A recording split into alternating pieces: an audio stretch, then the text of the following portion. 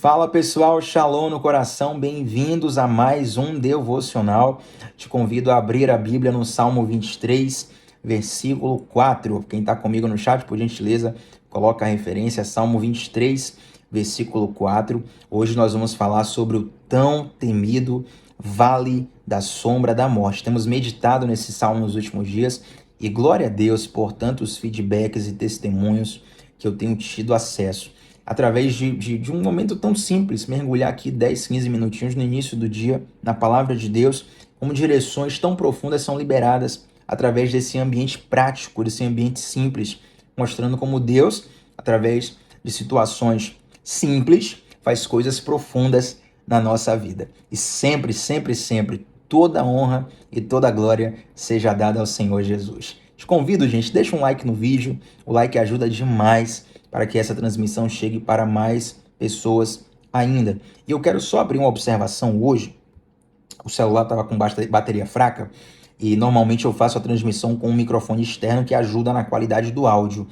Mas hoje eu precisei colocar o carregador aqui, então eu não sei como é que está o áudio. Inclusive vou pedir um feedback para quem está nos assistindo sobre como está o áudio, porque eu estou captando diretamente do celular hoje.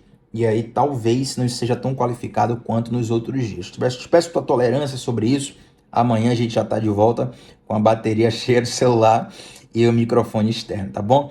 Vamos lá, Salmo 23, versículo 4. Olha o que diz a palavra do Senhor. Ainda que eu andasse pelo vale da sombra da morte, não temeria mal algum, porque tu estás comigo. A tua vara e o teu cajado me consolam. Vou repetir. Ainda que eu andasse pelo vale da sombra da morte, não temeria mal algum, porque tu estás comigo, a tua vara e o teu cajado me consolam. Já falamos aqui sobre como o Salmo 23 foi escrito por um pastor de ovelhas, Davi. E Davi vai fazendo sempre a comparação entre o cuidado de um pastor com as ovelhas e o cuidado que Deus tem conosco. Mas note que há um contraste bem interessante entre os 3 primeiros versículos e o versículo número 4. Imagine comigo, vou ler os 3 primeiros versículos, e eu quero que você transforme esses versos em imagens mentais no seu cérebro. Olha a diferença. O Senhor é o meu pastor e nada me faltará. Deitar-me faz em verdes pastos, guia-me mansamente às águas tranquilas. Refrigera a minha alma e guia-me pelas veredas da justiça, por amor do seu nome. Que tipo de imagem mental estes versos te trazem? Eu tenho uma noção de imagens, de cenários completamente confortáveis, de descanso, de calmaria, cenários de tranquilidade. Mas no versículo 4, note que Davi muda um pouco o tom. A poesia fica um pouco mais obscura. Ele fala, ainda que eu andasse pelo vale da sombra da morte. Opa, o cenário aqui agora já mudou, já é uma coisa perigosa, sombria. Eu não temeria mal algum, porque tu estás comigo. Sabe o que é que isso me ensina? Abre o teu coração para essa verdade que vem diretamente do céu, quentinha para o teu coração. As circunstâncias mudam, os cenários mudam, mas Deus permanece o mesmo. O mesmo Deus que está contigo nos pastos verdejantes, nas águas tranquilas, é o mesmo Deus que te acompanha no vale da sombra da morte.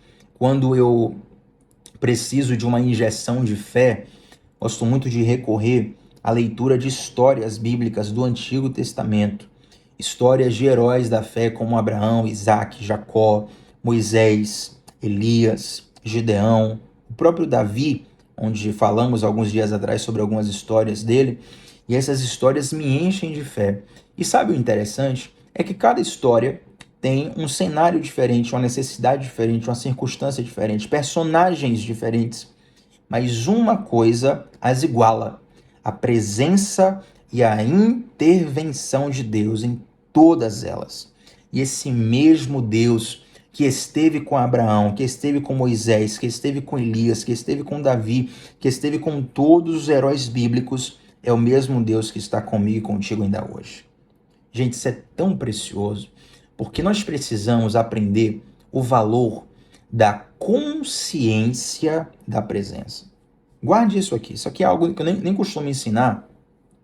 Na verdade, eu só costumo ensinar em mentorias fechadas em grupo ou mentorias individuais, porque é algo muito profundo e nem sempre quem está do outro lado da tela tem sabedoria para receber. Mas eu vou me arriscar aqui hoje, crendo que teu coração está aberto para entender isso aqui. Uma coisa é você sentir a presença de Deus. Outra coisa é você ter a consciência da presença. Sentir a presença é para alguns momentos. A consciência da presença é para todos os momentos. Sentir a presença é para alguns momentos. A consciência da presença é para todos os momentos. Tem horas que nós vamos orar a Deus, ou ouvimos uma canção, ou alguma coisa acontece, que nós sentimos a presença de Deus de um modo muito claro. Não precisa nem ninguém dizer pra gente que é Deus, a gente tem uma convicção de que é Deus ali. Eu vejo muita gente que se converte no final de um culto, fala isso. Fala, cara, quando aconteceu isso, quando o pregador falou aquilo, quando aquela canção tocou, eu tinha certeza que era Deus falando comigo. Ah, e teve alguém que te explicou que era Deus? Não, mas eu sabia que era Deus. Ninguém precisa me explicar. Só sentia a presença. Mas tem momentos que são igualmente tão profundos, fortes, importantes, perigosos, onde nós oramos e apresentamos a Deus e não sentimos nada. O que nos guarda nesse momento não é uma percepção sensorial, mas é a consciência da presença. A consciência da presença, ela vai guardar o teu espírito em momentos que você não sentirá a presença, sabe? Tem horas que você ouve uma canção e se emociona, e aquilo ali você fala, nossa, é Deus. Mas em momentos que você está com um desafio profissional muito sério, onde você precisa imprimir muita concentração técnica, você não pode sequer se emocionar. Naquela hora, você tem ainda assim a consciência de que Deus está contigo. Essa consciência que Davi tem. Ainda que eu andasse pelo vale da sombra da morte, não temeria mal algum, porque tu estás comigo. Eu quero agora te pedir, você que está no chat, por favor, fecha 10 segundinhos o chat e coloca aqui nos comentários. Eu preciso aprender a ter consciência da presença de Deus. A não ser que você não precise. Se você não precisar, não coloque. Mas eu até depois vou colocar nos comentários aqui, porque eu preciso todos os dias crescer nisso, gente. Nós precisamos, eu quero que você coloque nos comentários. Eu preciso aprender a ter consciência da presença de Deus. Isso vai guardar a tua mente, inclusive da incredulidade e daquelas sensações de que Deus te abandonou. Tem até uma história minha, eu vou contar no devocional. Eu já contei várias vezes, quem está aqui já deve ter escutado, sobre quando eu fui assaltado, né? Que eu tive a sensação de que Deus tinha me abandonado. E eu conto o testemunho e explico como, na verdade, Deus estava realizando um grande milagre ali. Mas deixa isso para outra história, para outro momento. Não é o caso aqui agora. Mas eu desejo que você desenvolva essa consciência da presença para não ficar refém apenas de uma percepção sensorial. Vou te dar um exemplo para explicar isso. Você deve estar me assistindo agora por um celular, um computador, uma televisão. E essa transmissão é pela internet. Você precisa de um sinal de internet. Alguns estão pelo Wi-Fi, outros estão pelos dados do celular. Eu te pergunto, você vê o sinal de Wi-Fi? Você sente o sinal de Wi-Fi? O sinal do Wi-Fi, ele te dá frio, te dá calor? Ele faz barulho? Não. Você vê o roteador, as antenas, a luz do roteador que sinaliza se o sinal de internet está sendo emitido ou não. Você vê os cabos do roteador, os cabos que chegam ou no teu celular, no teu computador, na tua televisão. Mas o sinal do Wi-Fi você não vê nem sente, mas você percebe a ação dele, porque quando o teu celular sinaliza que está conectado, você vai navegar na internet com convicção de que vai chegar no endereço digital que deseja. Inclusive, quando aparece o sinal, você tenta navegar na internet e não consegue, aquilo lhe aparece, lhe soa estranho, né? Você pensa, não, tem algum problema. Porque se aparecer o sinal, é certo que tem internet, entende? Então você tem a consciência, você não sente o sinal de internet, mas você tem a consciência de que esse sinal está presente no teu aparelho e você consegue navegar pela internet. Assim também é a presença de Deus. Em alguns momentos, ele vai nos trazer o sentido da presença. mas em outros momentos que vai nos guardar é a consciência de que ele está conosco. Uau, isso é muito forte. E aí Davi, ele continua dizendo o seguinte: a tua vara e o teu cajado me consolam. Gente, interessante que eu já vi algumas pessoas falarem assim: Thiago, eu quero ir em Israel, conhecer o Vale da Sombra da Morte. Elas acham que o Vale da Sombra da Morte é um lugar específico. Eu estou aqui em Salvador, e Salvador tem vários pontos turísticos, né? E quando a pessoa vem de fora da cidade, eu quero conhecer o Farol da Barra. Ela vai para um lugar específico. Quero conhecer o Pelourinho, quero conhecer o Dique do Tororó, Mercado Modelo. Ela vai para geografias específicas. Mas o Vale da Sombra da Morte não é um lugar específico, é uma expressão idiomática que tem a ver com regiões montanhosas muito estreitas para as ovelhas passarem. Quem aqui, eu já vi muitos vídeos assim, quem aqui já viu aqueles vídeos onde tem um carro passando numa estrada bem íngreme, bem pequena, né? Passando numa estrada montanhosa, e se o motorista errar um pouquinho ali a condução, o carro cai num precipício e morre todo mundo. Eu vejo vários vídeos desses, e esses vídeos têm um poder de prender a nossa atenção, porque a gente fica ali, né? Será que o motorista vai conseguir fazer essa manobra? Será que eles vão conseguir sobreviver a isso?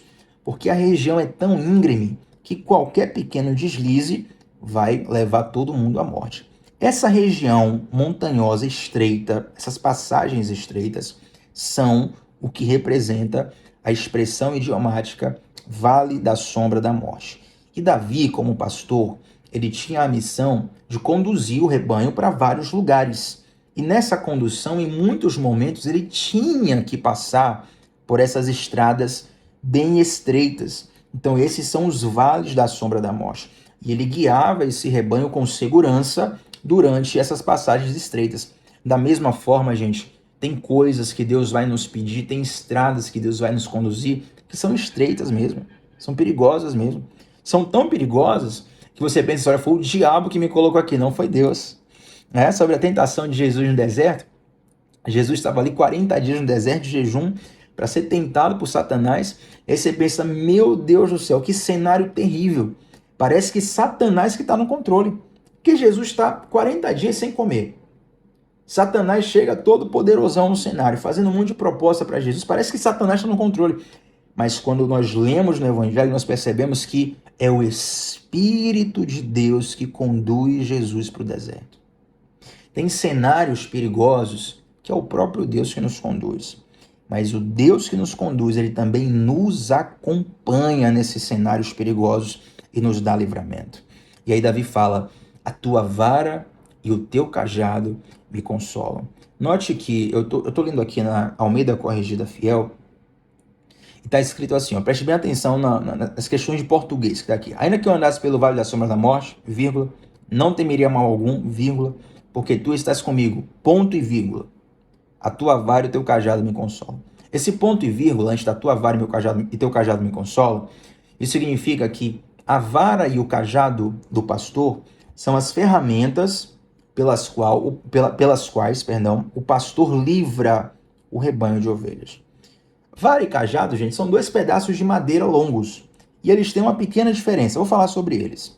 A vara, ela servia para muitas coisas, principalmente para que o pastor pudesse lutar contra possíveis agressores daquele rebanho. Né? Um lobo, um leão, um urso. O próprio Davi lutou contra leões e ursos. E aqui no Brasil nós temos aquele ditado, cutucar onça com vara curta. Por que isso denota um sentido de perigo? Porque se você cutuca uma onça com vara curta e essa onça avança para te morder, você não tem muito tempo de reação. A distância é muito pequena, entende? Então a vara era importante que fosse um pedaço de madeira, um pedaço de pau longo, para que o pastor pudesse lutar contra esses agressores, contra os lobos, contra os leões, contra os ursos, com uma certa distância. Ele gerava distância entre o lobo e a ovelha e entre ele e a ovelha, entende? Então ele conseguia espantar, conseguia bater no lobo, conseguia neutralizar aquele avanço do lobo, mantendo uma distância segura. Então, a vara, muitas vezes a vara de Deus, ela vem para nos proteger.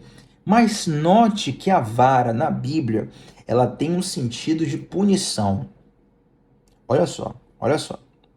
A vara na Bíblia tem muitas vezes um sentido de punição, de correção, de juízo, mas ela vem para nos proteger.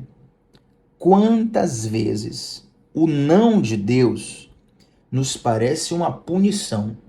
Poxa, queria tanto isso e Deus não me deu. E lá na frente, nós vamos perceber que é uma grande demonstração do amor de Deus. Quantas coisas, gente, eu cansei de pedir a Deus lá atrás e Deus não me deu, e hoje eu olho e falo, graças a Deus pelo livramento. O que eu chamava de desejo, hoje eu chamo de livramento. Por quê? Porque o tempo me fez ver que o não de Deus era um gesto de amor. Ei, você que está me ouvindo agora, o não de Deus é um gesto de amor sobre sua vida. Então, muitas vezes precisamos reinterpretar as negativas de Deus, porque muitas vezes nós somos como filhos adolescentes, né? O adolescente, ele está ali naquela idade de muita transformação, muito hormônio, muito desejo e pouca responsabilidade. E ali ele tenta viver uma liberdade que às vezes os pais não permitem. Aí ele acha chato, né? Pensa, poxa, meu pai não deixou, minha mãe não deixou, tô chateado. Meu pai e minha mãe não me entendem e tal. Aí o tempo vai passando, ele cresce. Aí quando ele tem um filho, uma filha, aí ele vai perceber, olha, aquilo que eu achava que era birra do meu pai, era birra da minha mãe, agora eu vim entender que era um gesto de amor. Da mesma forma, quando nós somos filhos imaturos, nós achamos que o não de Deus, sabe, é Deus querendo ver a gente sofrer. Não, não vou te dar. Não, tranquilo. Você amadurece, você percebe que o não de Deus é um gesto de amor sobre a sua vida. E o cajado, ele tem uma diferença com a vara pelo seguinte. O cajado, ele é também um pedaço de madeira, um pedaço de pau, mas tem uma curvatura em uma de suas pontas. Imagina um sinal de interrogação. É exatamente isso. O cajado tem isso, tem uma curvatura na ponta. E para que servia essa curvatura? Ela servia para puxar o pescoço da ovelha quando essa ovelha se desviasse do rebanho ou estivesse em perigo desse precipício do vale da sombra da morte. A ovelha está caminhando, se ela tropeça e vai cair, o pastor já pega o cajado, puxa a ovelha pelo pescoço e traz ela de volta. E esse puxar não é um puxar confortável não, gente. Imagina, você está num precipício ali, tropeçou, vai cair, o puxão tem que ser rápido, tem que ser forte, então isso dói.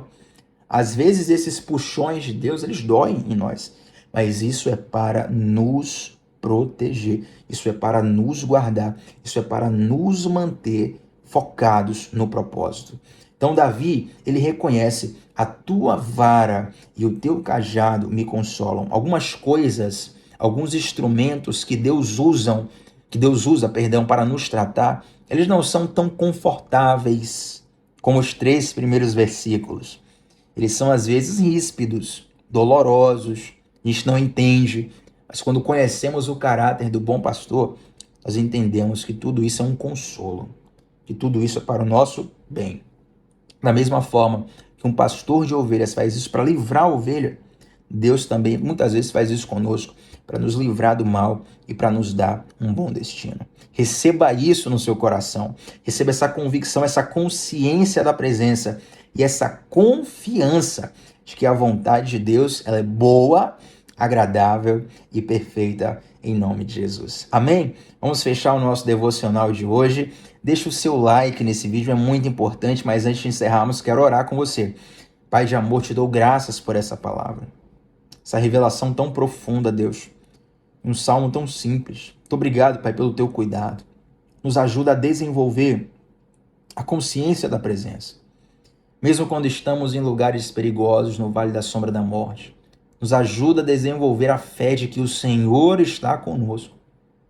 Nos ajuda a entender a tua vontade, os teus nãos, os teus silêncios também. Nos ajuda a interpretar isso, Deus.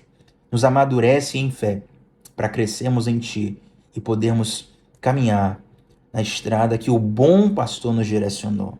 Em nome de Jesus, amém. O Senhor te abençoe, gente, profundamente. Deixa um comentário aqui de como essa palavra falou o seu coração. Isso vai ser um presente para mim. Shalom no coração. Até a próxima. Tchau, tchau.